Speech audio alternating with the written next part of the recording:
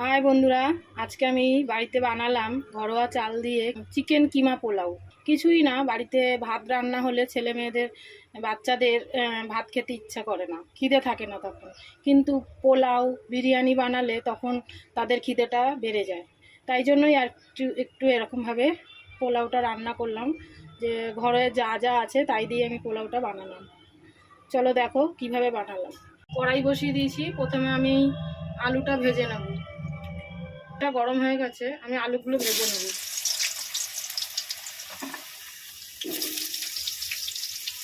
আলুগুলো ভাজা হয়ে গেছে, আমি তুলে নেব।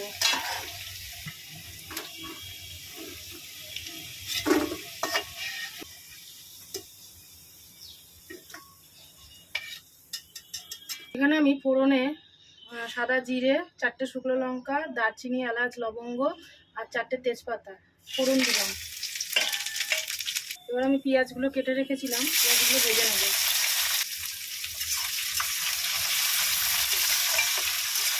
গুলো ভাজা হয়ে গেছে, মানে আধ ভাজা হয়েছে। এখন আমি এই মাংসর কিমাগুলো কেটে রেখেছি, মানে একদম মিহি কিমা করিনি, একটু বড় বড় কিমা করেছি। এখানে 1 কেজি থেকে একটু বেশি আছে কিমাটা। এটা আমি একেবারে পেঁয়াজের সঙ্গে দিয়ে ভাজবো।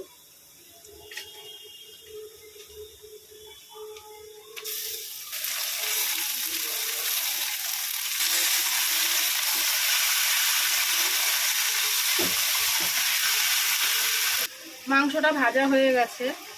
এখানে আমি আদা, পেঁয়াজ, রসুন, কাঁচা লঙ্কা, দারচিনি, এলাচ, লবঙ্গ, চিনি, নুন, হলুদ, লঙ্কার গুঁড়ো, জিরের গুঁড়ো সব একসঙ্গে মাপ মতন মেপে নিয়েছি। এটা আমি একসঙ্গে দিয়ে কষিয়ে নেব। 2টো টমেটো আছে, একসঙ্গে সব আমি পেস্ট করে নিয়েছি এবং গুঁড়ো মশলাও অ্যাড করে নিয়েছি। এবার আমি কষিয়ে নেব।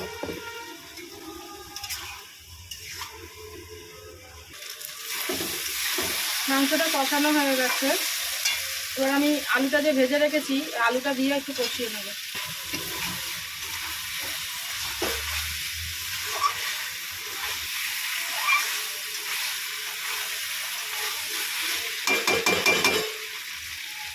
আলু দিয়েও কষানো হয়ে গেছে বন্ধুরা, এবার আমি এটা নামিয়ে নেব।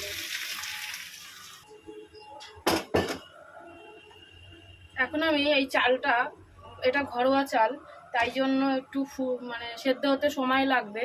তাই জন্য এটা আমি আগে একটু হাফ সেদ্ধ করে নেব। 8 ঘন্টা আগে আমি চালটা ধুয়ে ভিজিয়ে নিয়েছিলাম। এবার আমি জল দিয়ে এটাকে আগে হাফ সেদ্ধ করে নেব।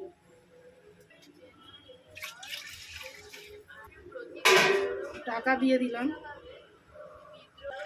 ভাতটা অর্ধেক হয়েছে, দেখো বন্ধুরা, অর্ধেকটা হয়েছে, এখনো অর্ধেক হওয়া বাকি আছে।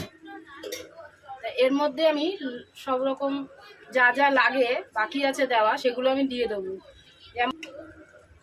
দেবো লবণ, চিনি, একটু একটু গোলাপ জল, একটু কেওড়ার জল। এবার এটাকে আমি ভালো করে মিশিয়ে নেব। এখন আমি এই কিমাটা যে কিমা আর আলুটা যে কষিয়ে রেখেছিলাম এটা আমি মিশিয়ে দেবো। এটা আমি ভালো করে এটা মিশিয়ে নেব।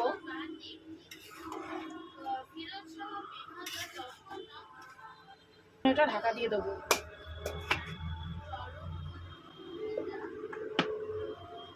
ভারী নোড়া চাপিয়ে দিলাম। এটা এখন খানিকক্ষণ দমে হবে। ভাত তো অর্ধেকটা সেদ্ধ হয়েই গেছে, বাকিটা তোমাদেরকে দেখিয়ে দেবো কিছুক্ষণ পর। প্রায় 1 ঘন্টা এরকমভাবে রেখে দিতে হবে, একদম লো, একদমই লো। তারপরে ঘুরে আসছি বন্ধুরা।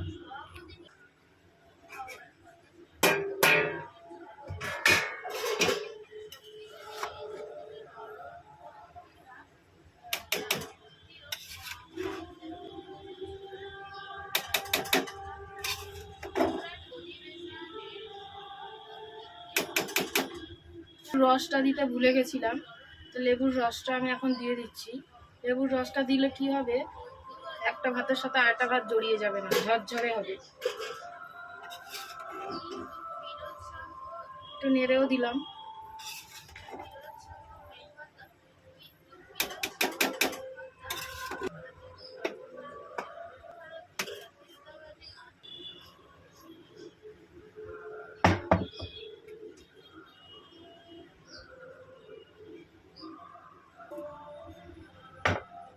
একবার দেখে নিই।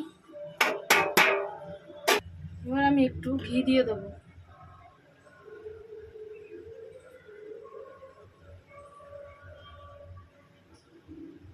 আমি এখন এটা দিয়ে ঢাকা দিলাম। ওইটা পুরো একদম মানে বেড়ে গেছে, চালটা তো অনেকটা বেড়ে গেছে, তা ওই থালাটা হচ্ছে না। তা আমি এরকম একটা গামলা চাপা দিলাম। আর একটু হবে, ঘিটা দেওয়ার জন্যই আমি এটা খুলেছিলাম ঢাকনাটা। আর কিছুক্ষণ রাখলেই হয়ে যাবে। ঘিটা তো সবে দিয়েছি।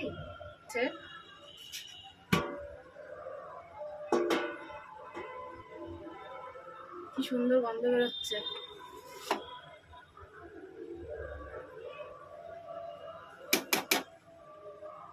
দেখো কতটা ঝরঝরে হয়েছে।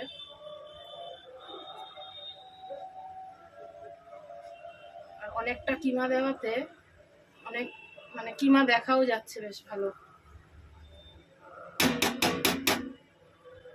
রাখছি বন্ধুরা, সবাই ভালো থেকো, সুস্থ থেকো।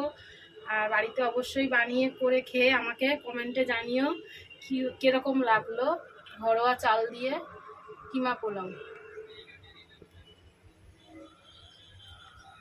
রাখছি বন্ধুরা।